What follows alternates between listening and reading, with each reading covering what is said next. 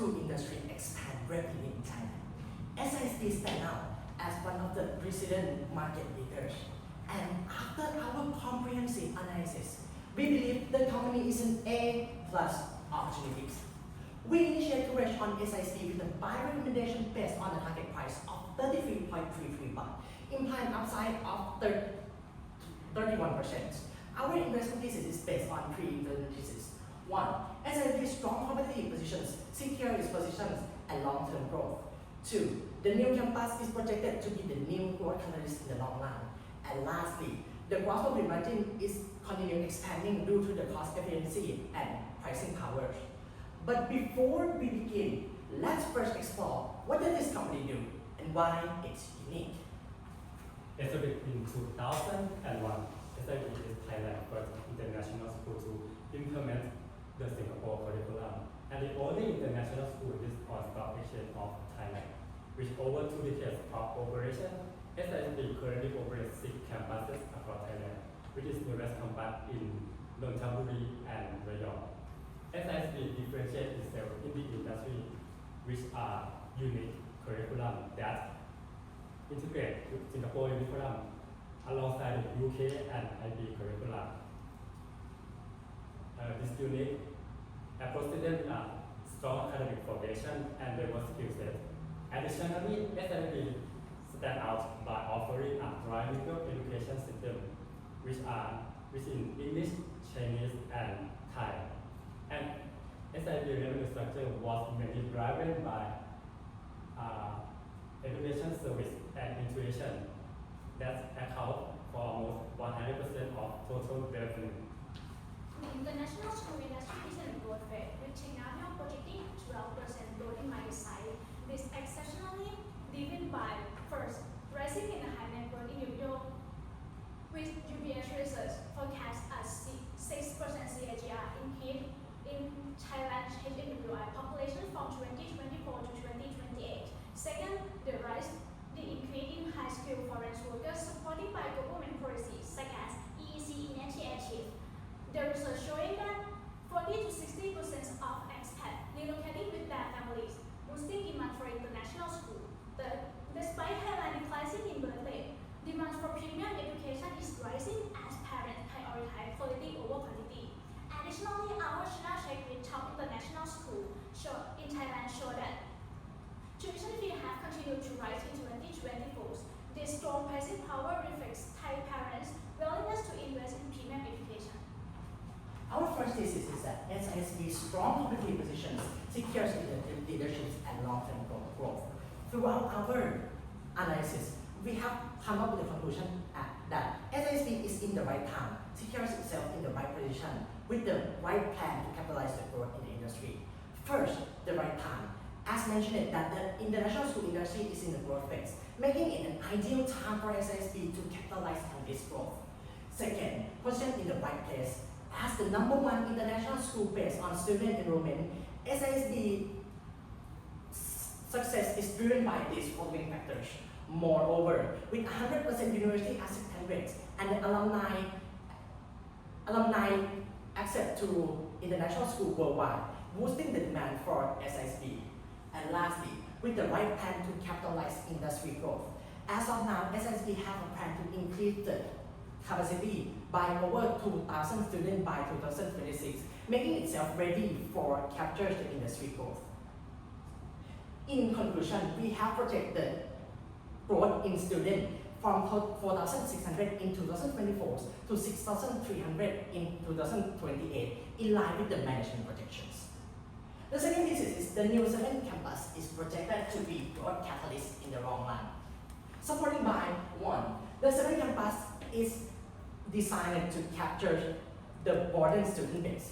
The 7th campus is designed to broaden student base, meaning that with the same high quality curriculum, but at the lower pricing point, lower than 35% than the existing campus.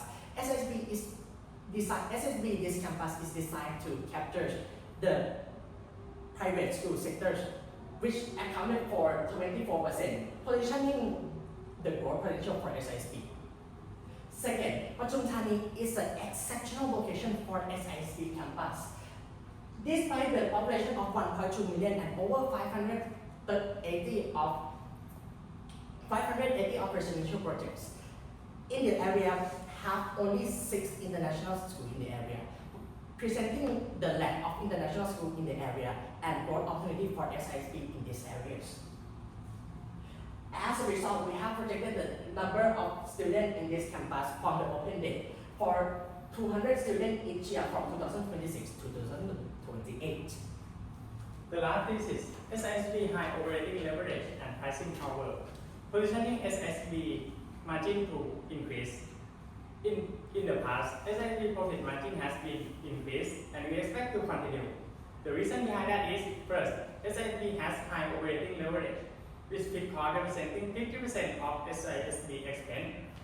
As revenue increase, this fixed cost do not rise proportionally, allowing every additional dollar of revenue directly enhance profitability. Second, SISB has strong pricing power, which indicated from increased tuition around 5% annually, without deterring enrollment, further supporting margin growth. As a result, we anticipate this trend to continue. As profit margin is forecast to increase from 52% in 2023 to 56% in 2028. For our evaluation, we primarily use FCMF methodology, which consists of 3 phases: discrete period, which forecasts based on financial statement projection; phase period, which forecasts based on the declining trajectory of ROIC theory; and terminal period. After incorporating 6 key drivers and the assumption from our analysis, using 7.8% WACC and a 3% terminal growth rate, we arrived at a target price of 33 baht, representing 31% upside. Additionally, we simulate both a bull and bear case scenario. In the bull case, where industry growth is higher than expected and the company improved its operational efficiency, our target price increased to 38 baht, representing 48% upside. Conversely, in the bear case, we project a scenario based on key risks, primarily intensified competition. This decreased SISB pricing power, while also leading to decline in student growth and rising personnel costs. As a result, our target price decreased to 26 baht. Despite our confidence, we acknowledge heavily risks such as 1. The concentration of voting power of the CEO and spouse, control over 50% of voting rights, posing potential governance risks. 2. SIB success is dependent on CEO Kevin Kerr, creating business continuity and investor confidence concern. Lastly, identifying competition in the industry could lead to slower than expected student growth and a shortage of qualified educators.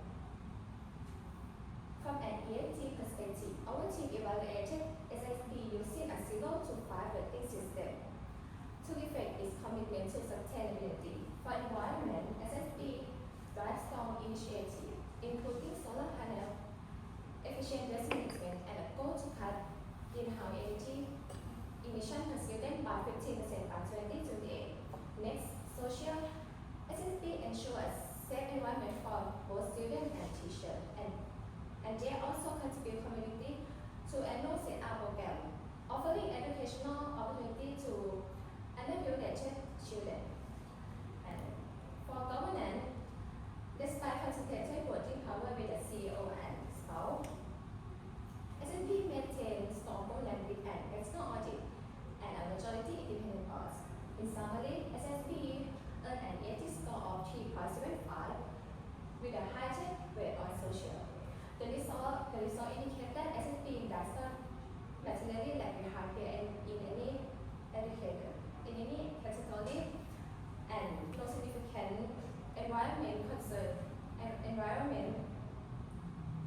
concern attack its valuation. In conclusion, we initiate coverage on SISB with a buy recommendation based on a target price of 33.32 baht, implying upside of 31%, with the conclusion that SISB is an A+ opportunities. Thank you.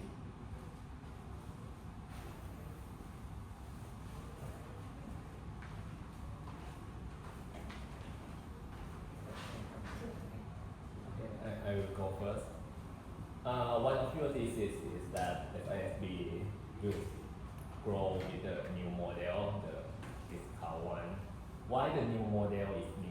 why not just repeat the existing model that would have proven success? Because in Thailand there's various of province in Thailand and there's different pricing powers. In comparison, I would say that it's the same like something like Marriott, the hotels that have the different price point for different customer. The new target is the new campus is designed to target the different customer. That's the reason. On this, right, maybe I have following up questions. When you talk about the new school, right, in a new area, the price is down massively. Yes, 35%. And is that an indication for some margin compressions? I'm looking at your forecast, right? It's consistently see the margin expansion, right? Can you tell me why? Firstly, the margin expansion is due to the fixed cost as mentioned. And please go to the navigation page of thesis to Patum Thani is the exceptional locations. Okay, so as you can see in this graph that we have projected the gross profit margin to at the 47%, which is lower than the current company cost profit margin, which is around 50%. As we mentioned it that this model can be possible because they use the teachers from an Asian teacher which is lower cost and the facility which have a lower cost. But as a result, it's forecasted that the profit margin is lower than the existing campus. However, as the number of student growth in the following years, 2028 and 2027, the profit margin is rising due to the sizings. Yes. And what is your gross margin at the terminal? Please go to appendix page, please. Press on SSB. Press on the logo. Okay. Sorry. Go to any.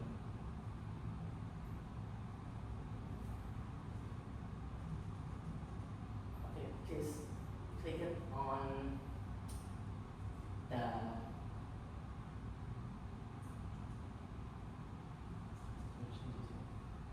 the financial statement on the profit and loss, D1. Okay. On 2028, the profit margin is forecasted to be 52, right?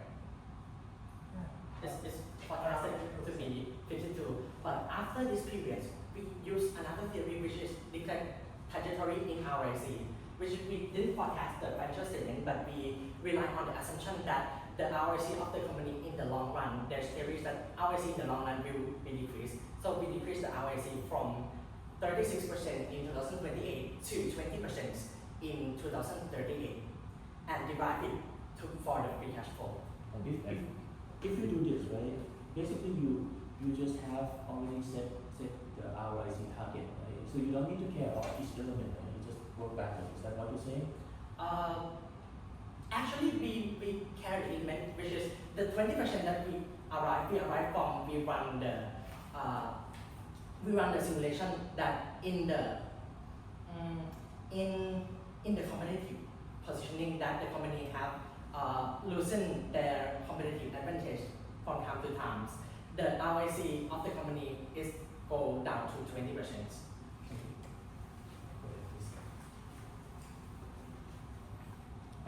Do you have the average earning per share growth for the next few years?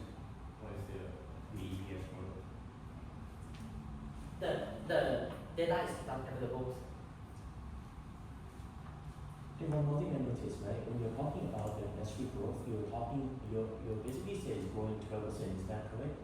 12% is the projection from the Technova. Okay, and why is if your school is so good, right? It's leading in the market. Why is the enrollment is only grow a lot lower than that, like 78%? Sorry, What was your enrollment, school enrollment growth? The enrollment. Okay, please go to the appendix page and go to the student projections. So what I'm trying to say is if the market is growing at 12, you're growing at maybe 7 or 8, that means you're losing market share, isn't it? The 12.2% is the growth of the market shares of market size of the industry, but the growth of one figure is the growth of only the students. But alongside with the growth of the tuition fees, the growth will be around 40%. Wait. 12% growth is not it's not the size of the student, right? What is it? It's the market share. It's the market size. Market size, right? Yes. If you grow less than market growth, isn't that imply that you are losing market share? Actually, we grow our revenue. On the same basis, okay, Yes. put it this way, right? Yes. If you say the market growing 12, what's your assumption on the student growth? The student growth is derived from one, the management discussion, historical growth, and That's industry. okay, what is it? How much is it? How many percent? Each school is forecast individually with different No, changes. yeah, what is the percent CAGR of 5 years on your number now? 8.5. 8.5 below 12. In You say the number- market growing 12, and you're saying you're so bullish about this company, it's growing at 8. It is on a different. It's basis. not, why don't you put it on the same basis if you want to compare it? What is it in the same basis? In How the much same is basis, growth? the company growth for 14%. 14%, higher than 12%. Yes. So this is something you should make it clear, because it looks very odd. Okay. Regarding the pricing of the tuition, you assume that the company could have the power to increase tuition for like 5% every year, right? Yes. What it compares to the peers, is this the number higher than like top schools? So if so, it would eventually, outpace the pricing of the higher tier schools.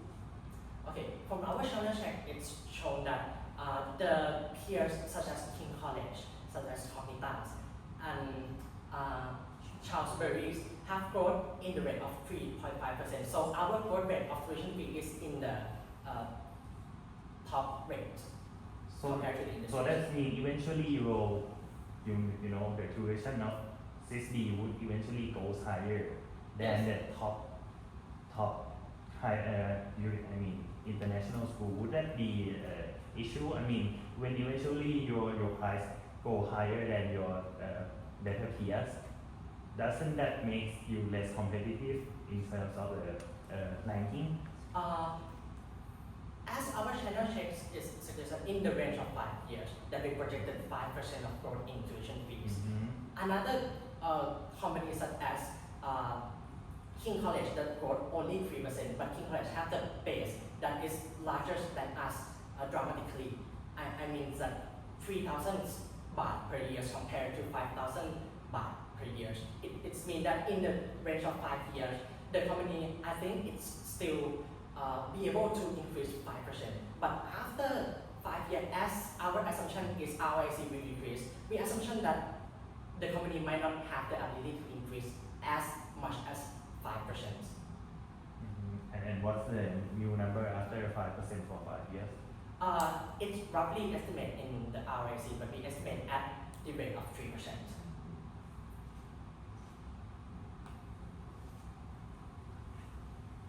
And we'll touch on valuation a little bit. What's the discount that you use? The discount rate, please go to the appendix discount rate, please. We arrived at the discount rate of 7.82% with 0% rate in debt and 100% rate of equity, implying that it's almost a cost of equity. The reason behind that is the debt of the company is mainly lease liability debt and advance revenue received. So we consider that it's not the interest-bearing debt, and we consider that the cost of equity is mainly the derived of the WACCs. I think I agree with that. I think what struck me, right? Cost of equity is only like not even 8%, right? Yes. And I personally think it's a bit low.